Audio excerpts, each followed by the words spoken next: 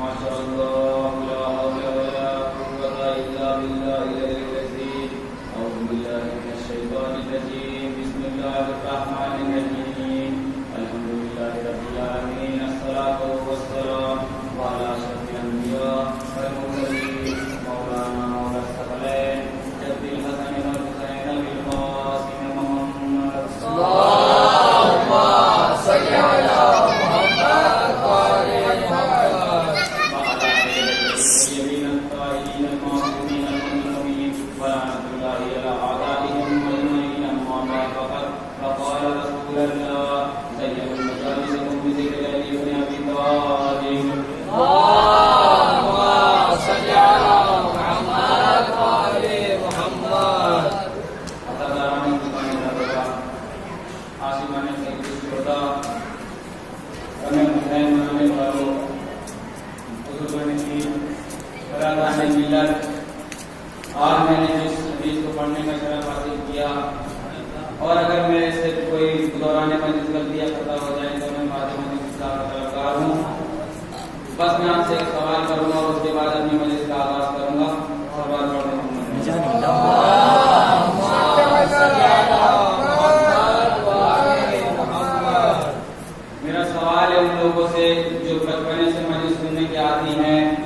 میرا سوال ہے ان لوگوں سے جو بچپنے سے مجلسوں میں آتے ہیں کہ ہمارے لیے حکم کیا ہے، ہمارے لیے رسالت مآب کیا ہے. زینوا مجالسکم بذکر علی بن ابی طالب کہ ہمارے لیے حکم یہ ہے کہ ذکر علی سے اپنی مجلسوں میں زینت دو، کہ جہاں ہم بیٹھیں وہاں ذکر علی کریں، جہاں ہم بیٹھیں ذکر علی کریں. تو سنیے گا کہ جہاں ہم بیٹھیں وہاں ذکر علی کریں. تو ہمارے لیے حکم کیا ہے؟ ہمارے لیے حکم یہ ہے کہ اپنی مجلسوں میں ذکر علی سے زینت دیں. تو جہاں ہم بیٹھیں گے وہاں ذکر علی کریں گے. تو میرا سوال ہے آپ سے کہ جہاں ہم بیٹھیں گے وہاں ذکر علی کریں گے، تو جہاں رسول بیٹھیں گے، جہاں علی بیٹھیں گے، جہاں امام حسن بیٹھیں گے، جہاں امام حسین بیٹھیں گے، جہاں شہزادی بیٹھیں گی، جہاں ائمہ بیٹھیں گے، جہاں ائمہ اطہار بیٹھیں گے، وہاں کس کا ذکر ہوگا؟ تو ہمارے چھٹے امام فرماتے ہیں کہ وَلَا قَانَ عَلَيْهِ.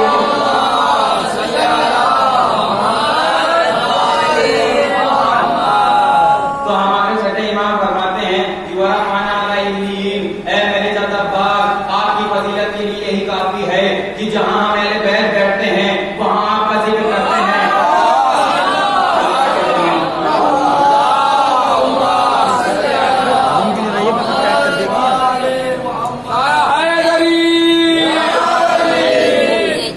تو جہاں ہم بیٹھیں وہاں ذکر علی کریں، جہاں ہم بیٹھیں ذکر اہل بیت کریں، جہاں ہم بیٹھیں وہاں ذکر ائمہ کریں. تو جہاں یہ جو علیین ہیں، جو یہ علیین جہاں بیٹھتے ہیں، جہاں یہ معصومین بیٹھتے ہیں، وہاں سرکار باب الفوائد کا ذکر کرتے ہیں. تو ہم ملائیہ کا مجمع ہے، جملہ کہنے جا رہا ہوں کہ وہ عباس کا ذکر بلند لوگوں کے درمیان میں ہوتا ہے، عباس کا ذکر بلند لوگوں کے درمیان میں ہوتا ہے، سرکار باب الفوائد کا ذکر بلند لوگوں کے درمیان میں ہوتا ہے. تو سنیے جناب عباس کی فضیلت یہ ہے کہ آیت اللہ سبزواری واقعہ بیان کرتے ہیں کہ میں سبزوار میں تقریر کر رہا تھا. میں نے اپنے تقریر کے دوران کہا کہ رسول کے پاس جبریل امین وحی الہی لے کر 12,000 مرتبہ آئے. توجہ دیجیے گا کہ جبریل امین وحی الہی لے کر رسول کے پاس 12,000 مرتبہ آئے. میں نے اپنی پوری زندگی کی تحقیق میں یہ پایا، میں نے اپنی پوری زندگی کی ریسرچ میں یہ پایا، نتیجہ پایا میں نے کہ رسول کے پاس جبریل امین وحی الہی لے کر 12,000 مرتبہ آئے. بس میں یہ کہہ ہی رہا تھا کہ پیچھے سے ایک بزرگ کھڑے ہوتے ہیں اور کہتے ہیں علامہ صاحب، جب رسول کے پاس جبریل امین 12,000 مرتبہ آئے تو اس رسول کے جانشین کے علی کے پاس کتنی مرتبہ کہتے ہیں؟ عالم دین کہتے ہیں کہ میں نے ایک سیکنڈ کو میں رکا اور میں نے سوچا کہ میں انکار کر دوں، میں منع کر دوں کہ مجھے نہیں معلوم. لیکن انہوں نے سوچا کہ اگر میں منع کر دوں گا تو یہ حدیث میرا گریبان پکڑ لے گی کہ انا مدینۃ العلم وعلی کہ میں شہر علم ہوں اور علی کے دروازہ، کہ میں شہر علم ہوں اور علی کے دروازہ. یہ سوچئے کہ جب بھی کوئی شہر کے اندر داخل ہوگا تو پہلے دروازے کے اندر ہوگا. جب بھی کوئی دروازے کے شہر کے اندر آئے گا تو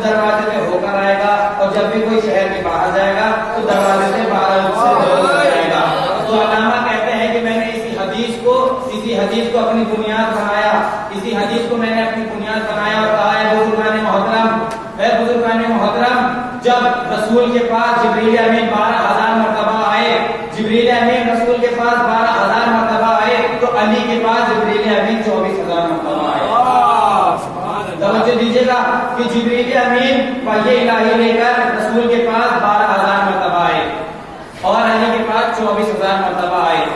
تو آپ کہنے دیجئے کہ رسول کے پاس جب رسول کے پاس جبریل امین آئے تو علی کو سلام کر کے آئے، اور جب جبریل امین علی کے رسول سے واپس گئے تو علی سے سلام کر کے گئے.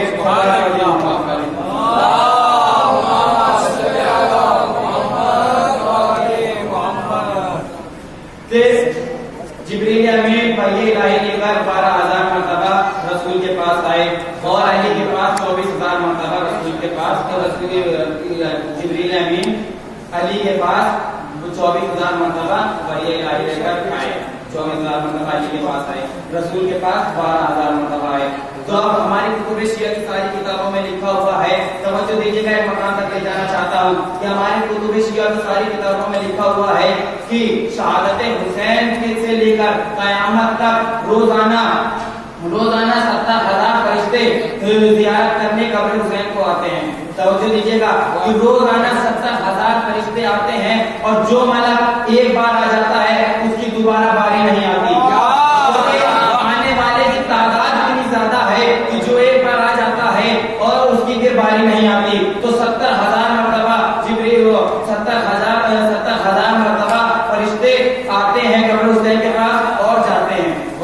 تو اب میں کیا کروں، توجہ دیجیے گا کہ اب میں کیا کروں. ہمارے یہاں لکھا ہوا ہے کہ جناب عباس کے جو لقب ہیں، اب جناب عباس کے جو 120 لقب ہیں ان میں سے ایک لقب باب الکربلا ہے، اس میں سے دوسرا لقب باب الحسین ہے.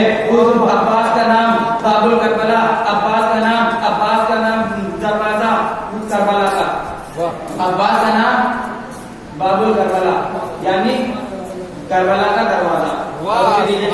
عباس کا دوسرا نام باب الحسین یعنی عباس کا حسین کا دروازہ.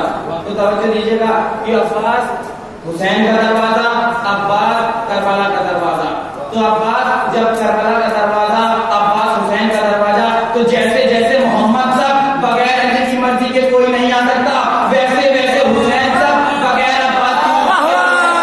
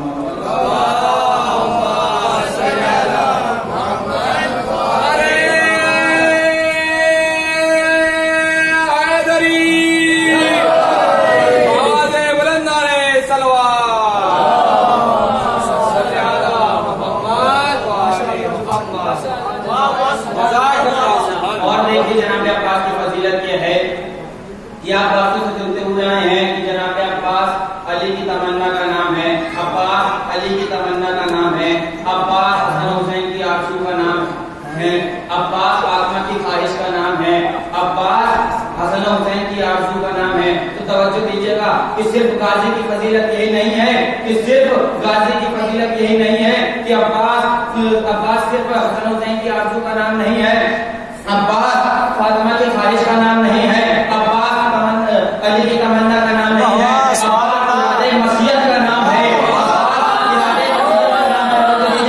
کہ عباس ارادے مسیحت کا نام ہے. اللہ کے ارادے میں ہے کہ عباس آئیں، کہ آپ پوچھیں گے کہ آپ پوچھیں گے کہ اب اللہ کے ارادے میں عباس کب سے، جب سے حسین تب سے عباس.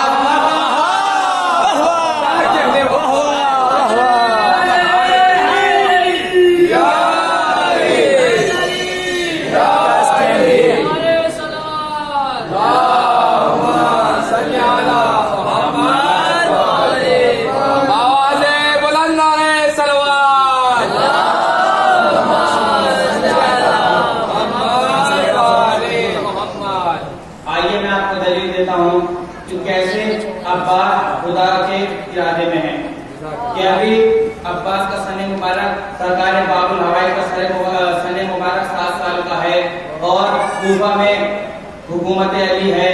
مولا علی خطبہ دے رہے ہیں کوفہ کی مسجد میں، مولا علی کوفہ کی مسجد میں خطبہ دے رہے ہیں. تو اتنے میں ایک عربی آتا ہے اور دروازے مسجد پر سلام کرتا ہے. مولا سلام کا جواب دیتے ہیں اور وہ عربی اندر آنے کی اجازت مانگتا ہے. علی اجازت دیتے ہیں. اس کے بعد وہ عربی اپنے ساتھ ایک صندوق لایا ہے. وہ صندوق کو کھولتا ہے, اس میں سے ایک تلوار نکالتا ہے جو 2 نوکیلی تلوار ہے, ذوالفقار کی مانند تلوار ہے وہ. اس کے بعد مولا علی کو وہ تلوار نکالتا ہے اور دے دیتا ہے. مولا علی نیچے آتے ہیں, تلوار کو اپنے حوالے لیتے ہیں, اور اس کے بعد اس روایت کے ناقل مالک اشتر اور اس میں تمہار ہیں. تو مجھے دیجیے گا کہ اس روایت کے ناقل میثم تمہار اور مالک اشتر ہیں. وہ کہتے ہیں مولا نے جب تلوار لی تو الٹ پلٹ کر بار بار دیکھا کہ تلوار کو جب مولا نے اپنے حوالے لی تو تلوار کو بار بار الٹ پلٹ کر دیکھا. اس کے بعد تلوار کو علی اچھال رہے ہیں, اور اس کے بعد تلوار کو علی اچھال رہے ہیں, تلوار کو اچھالتے ہیں, واپس منبر پر جاتے ہیں اور خطبے کو روک کر کہتے ہیں کہ اے تم میں سے کون ہے جس تلوار کے حق کو پورا کرے گا؟ تم میں سے کون ہے جس تلوار کے حق کو پورا کرے گا؟ تو تم میں سے کون ہے؟ وہ علی سوال کو دہراتے ہیں کہ تم میں سے کون ہے جو اس تلوار کے حق کو پورا کرے گا؟ تو ابھی توجہ دیجیے گا, میں آپ کو بتانا چاہ رہا ہوں کہ عباس ارادہ مسیحیت کا نام کیسے ہے. کہ علی سوال کو دہراتے ہیں کہ تم میں سے کون ہے جس تلوار کے حق کو پورا کرے گا. تو عباس کا سن ابھی 7 سال کا ہے. دروازہ مسجد پر عباس دکھائی دیتے ہیں, عباس اندر آتے ہیں, لوگ راستہ دیتے ہیں, عباس اندر آتے ہیں, بابا کو سلام کرتے ہیں اور بیٹھ جاتے ہیں. عباس بیٹھ جاتے ہیں اور علی دوبارہ سوال کو دہراتے ہیں کہ تم میں سے کون ہے جو اس تلوار کے حق کو پورا کرے گا. علی عباس بلند کھڑے ہوتے ہیں اور کہتے ہیں بابا پہلے یہ تو بتائیے اس تلوار کا حق کیا ہے. عباس کہتے ہیں کہ بابا پہلے یہ تو بتائیے کہ اس تلوار کا حق کیا ہے. تو اما جو اب تک بیٹھے تھے ان کے کچھ پلے ہی نہیں پڑ رہا تھا کہ پوچھے کہ اس تلوار کا حق کیا ہے. اس تلوار کا حق کیا ہے. تو عباس کہتے ہیں بابا پہلے یہ تو بتائیے کہ اس تلوار کا حق کیا ہے. علی کہتے ہیں اے میں علی مسکراتے ہیں اور اس کے بعد کہتے ہیں اے میرے لال عباس اس تلوار سے کربلا میں نصرت حسین کی جائے گی. اس تلوار سے کربلا میں نصرت حسین کی جائے گی. تو عباس کہتے ہیں بابا آپ کی قسم اس تلوار کے حق کو میں پورا کروں گا. بابا آپ کی قسم اس تلوار کو میں پورا کروں گا. اس کے بعد مولا علی نے تلوار کو عباس کے ہاتھوں میں سونپ دیا. مالک اشتر کہتے ہیں کہ جیسے ابھی علی تلوار کو الٹ پلٹ کر دیکھ رہے تھے ویسے عباس تلوار کو الٹ پلٹ کر دیکھ رہے ہیں. اور اس کے بعد ویسے ہی جیسے علی ابھی تلوار کو اچھال رہے تھے ویسے ہی عباس تلوار کو اچھال رہے ہیں. اتنے میں وہ عربی آنکھوں کے سامنے سے غائب ہو جاتا ہے. نظروں کے سامنے سے غائب ہو جاتا ہے. مالک اشتر آتے ہیں, کہتے ہیں یا مولا وہ عربی ابھی آنکھوں کے سامنے سے غائب ہو گیا. یا مولا وہ عربی آنکھوں کے سامنے سے غائب ہو گیا. تو توجہ نہیں دیا آپ نے. یہ مولا کہتے ہیں اے مالک اشتر وہ کوئی عربی نہیں تھا, وہ جبریل امین تھے جو آسمان سے تلوار لے کر آئے تھے. تو جملہ سنیے گا, یا تو محمد کے لیے علی کے ہاتھ میں ذوالفقار آئی تھی, یا تو نصرت حسین کے لیے عباس کے ہاتھ میں.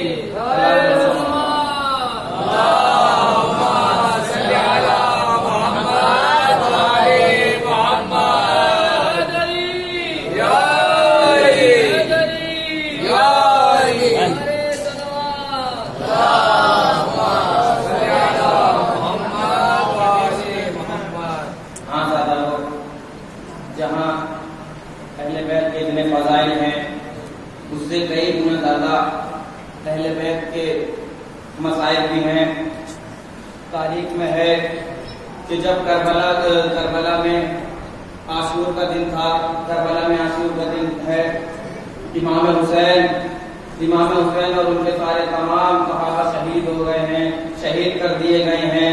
اس کے بعد بھی ظلم رکے نہیں ہیں. اس کے بعد بھی ظالموں نے خیمے جلائے. راوی کہتا ہے کہ خیمے جلتے ہیں تو بیویاں پہلے خیمے میں آگ لگی تو بیویاں دوسرے خیمے میں میں جاتی ہیں، دوسرے خیمے میں آگ لگی تو بیویاں تیسرے خیمے میں جاتی ہیں۔ ارے تاریخ بتاتی ہے کہ جب آخری خیمے میں آگ لگائی گئی تو ایک بچہ ہے، راوی کہتا ہے کہ ایک بچہ ہے جو کبھی خیمے کے اندر جاتا ہے، کبھی خیمے کے باہر آتا ہے۔